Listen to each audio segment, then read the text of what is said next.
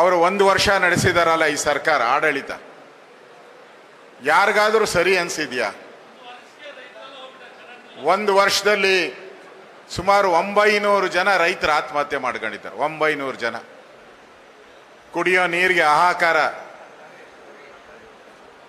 ರೈತರಿಗೆ ಬೆಳೆ ಬೆಳೆಯೋಕ್ಕೂ ಕೂಡ ಕೆಲವು ಕಡೆ ಗೊಬ್ಬರನೂ ಸಿಗ್ತಾ ಇಲ್ಲ, ಈಗ ಬಿತ್ತನೆ ಬೀಜ ಸಿಗ್ತಾ ಇಲ್ಲ. ಇಷ್ಟೆಲ್ಲ ಅವಾಂತರಗಳ ಮಧ್ಯೆನೂ ಕೂಡ ಎಲ್ಲ ನೋಗಲಿ ಸರ್ಕಾರದ ಖಜಾನೆ ಏನಾನ ತುಂಬಿದೆಯಾ ಅಂತ ಹೇಳಿದ್ರೆ ಸರ್ಕಾರದ ಖಜಾನೆ ಖಾಲಿ ಖಾಲಿ. ನಾನು ಹೇಳ್ತೀನಿ ಮೇಷ್ಟ್ರುಗಳಿಗೆ, ಇನ್ನು2 ತಿಂಗಳಾದ್ರೆ ಮೇಷ್ಟ್ರುಗಳಿಗೆ ಸಂಬಳ ಇಲ್ಲ. ಇನ್ನು 2 ತಿಂಗಳ ಒಳಗಡೆ ಮೇಷ್ಟ್ರುಗಳು ಸಂಬಳಕ್ಕೆ ಟ್ರೆಜರಿಗೆ ಬರಬೇಡಿ. ಯಾಕಂದ್ರೆ ದುಡ್ಡಿಲ್ಲ. ಈಗ ನೀವೇನೋ ಹೇಳಿದ್ರಲ್ಲಪ್ಪ, ಈಗ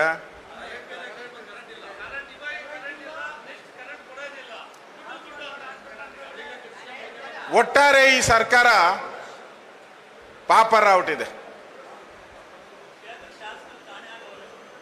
ಕುಮಾರಣ್ಣ ಅವ್ರು ಹೇಳ್ತಾ ಇದ್ರು, ಏನ್ ಬ್ರದರ್ MP ಎಲೆಕ್ಷನ್ ಆದ್ಮೇಲೆ ಇವರು ಆ ಫ್ರೀ 2,000 ಕೊಡ್ತಾರ ಗ್ಯಾರಂಟಿ ಅಂತ ಕೇಳ್ತಾ ಇದ್ರು.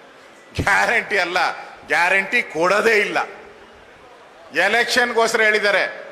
ಕೇಂದ್ರ ಸರ್ಕಾರದ ಮೇಲೆ ಒಂದು ಗೂಬೆ ಕೂತರಿಸ್ಬಿಟ್ಟು ಅದನ್ನು ಕೈ ಎತ್ತುತ್ತಾರೆ. ಯಾಕಂದ್ರೆ ದುಡ್ಡಿಲ್ಲ ಅವ್ರ ಹತ್ರ. ಈಗ ಹಾಲಂದು ಕೊಡ್ಬೇಕಲ್ಲ. ಈಗ ಹಳ್ಳಿಗಳ ಕಡೆ ಹಾಲು ಹಾಕಿರೋ ಅಂತವ್ರಿಗೆ, ಸೊಸೈಟಿಗಳಿಗೆ 8 ತಿಂಗಳಿಂದ ಸುಮಾರು 850 ಕೋಟಿ ಕೊಡಬೇಕು, ಕೊಟ್ಟಿಲ್ಲ. ಅಕ್ಕಿ ದುಡ್ಡು ಕೊಟ್ಟಿಲ್ಲ.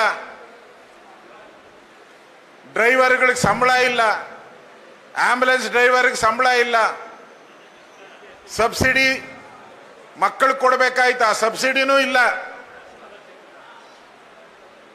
ಏನ್ ಕೇಳಿದ್ರು ಒಂದೇ, ಅವರು 2,000 ರೂಪಾಯಿ ಕೊಟ್ಟಿಲ್ಲನಪ್ಪ ಅಂತಾರೆ. ಸ್ಕಾಲರ್ಶಿಪ್ ಪ್ರಶ್ನೆನೇ ಇಲ್ಲ, ಅದನ್ನ ಮುಚ್ಚಿಟ್ಬಿಟ್ಟವ್ರೀಗ. ಈ ಪರಿಸ್ಥಿತಿ ನೀವು ಕೇಳಿ, ಇಲ್ಲಿ MLAಗಳವರೆಲ್ಲ ಕಾಂಗ್ರೆಸ್ MLA ಕೇಳಿ, ಅವ್ರ ಯೋಗ್ಯತೆಗೆ 1 ವರ್ಷದಲ್ಲಿ ಒಂದು ರಸ್ತೆಗೆ ಅನುದಾನ ತಂದವರ ಕೇಳಿ. ಒಂದು ರಸ್ತೆಗೆ, ಒಂದು ಶಾಲೆ, ಎಲ್ಲ ಹೋಗ್ಲಿ, ಒಂದು ಶಾಲೆಗೆ ನಾನು ಅನುದಾನ ತಂದವರ ಕೇಳಿ, ಒಂದು ಆಸ್ಪತ್ರೆಗೆ ಅನುದಾನ ತಂದವರ ಕೇಳಿ.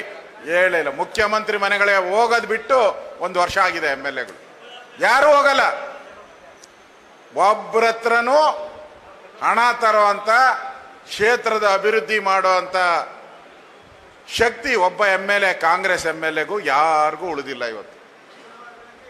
ಯಾರು ಹೋದ್ರೂ ಕೂಡ ಒಂಥರ DK ಶಿವಕುಮಾರ್ ರೌಡಿಸಮ್ ತರ, ಸಿದ್ದರಾಮಯ್ಯನವರು ರೋಪ್ ಹಾಕೋದು, ಇವೆರಡೂ ಮಾಡಿ ಒಬ್ಬ MLAನೂ ಮುಖ್ಯಮಂತ್ರಿ ಮನೆಗೂ ಹೋಗಲ್ಲ, ಉಪಮುಖ್ಯಮಂತ್ರಿ ಮನೆಗೂ ಹೆಜ್ಜೆ ಇಕ್ಕಲ್ಲ. ಈ ಪರಿಸ್ಥಿತಿ, ಸರ್ಕಾರ ದಿವಾಳಿ ಔಟಿದೆ. ಕುಮಾರಣ್ಣನು ಹೇಳ್ತಾರೆ, ಬ್ರದರ್ ನಮ್ಮ ಸರ್ಕಾರ ಇತ್ತಲ್ಲ, ಯಡಿಯೂರಪ್ಪನವರು ಕುಮಾರಣ್ಣ ಅವ್ರ ಸರ್ಕಾರ ಇತ್ತಲ್ಲ, ಆಗ ಅಭಿವೃದ್ಧಿ ಆದಂತ ರಾಜ್ಯದಲ್ಲಿ ಅಭಿವೃದ್ಧಿ ಕಂಡ್ರೆ ನಾನು ಈ ಮನೆಯಾಳ ಕಾಂಗ್ರೆಸ್ ಜೊತೆನೂ ಮಾಡ್ಕೊಂಡಿದ್ದೆ, 1 ವರ್ಷನೂ ಕೂಡ ನನ್ನ ಕೆಲಸ ಮಾಡಕ್ಕೆ ಬಿಡ್ಲಿಲ್ಲ ಇವರು. ಅಂತ ಮನೆಯಾಳ ಕಾಂಗ್ರೆಸ್ ಅವರು ಇವರು ಅಂತ. ಅಂದ್ರೆ ಕಾಂಗ್ರೆಸ್ ಬಂದ್ರೆ ಅಭಿವೃದ್ಧಿ ಇರಲ್ಲ, ಲೂಟಿ. ನೋಡಿ, ಬೆಂಗಳೂರು ಬ್ರ್ಯಾಂಡ್ ಬೆಂಗಳೂರು ಮಾಡ್ತೀನಿ ಅಂದ್ರು. ಬ್ರ್ಯಾಂಡ್ ಬೆಂಗಳೂರು ಮಾಡಬೇಕಾದ್ರೆ 1 ಲಕ್ಷ ಕೋಟಿ ಬೇಕು. ಬ್ರ್ಯಾಂಡ್ ಬೆಂಗಳೂರು ಮಾಡ್ತೀನಿ ಅಂದ್ರೆ 1 ಲಕ್ಷ ಕೋಟಿ ಬೇಕು. 1 ರೂಪಾಯಿ ಕೊಟ್ಟಿಲ್ಲ 1 ವರ್ಷದಲ್ಲಿ.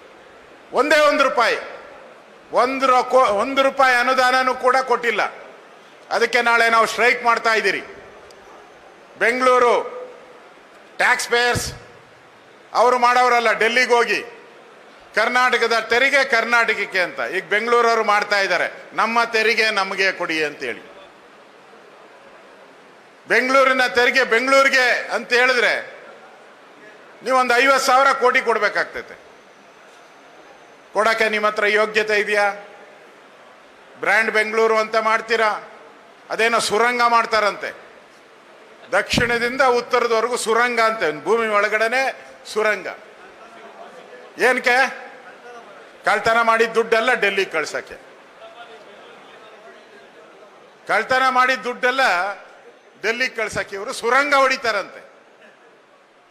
ಮೊದಲು ಈ ಪೆರಿಫಲ್ ರಿಂಗ್ ರೋಡ್ ಮಾಡಕ್ಕೆ ಹೋಗ್ತಾ ಇಲ್ಲ, ಟೆಂಡರ್ ಕರೆದು 4 ಸರಿ ಟೆಂಡರ್ ಯಾರು ಬಂದಿಲ್ಲ ಈಗ.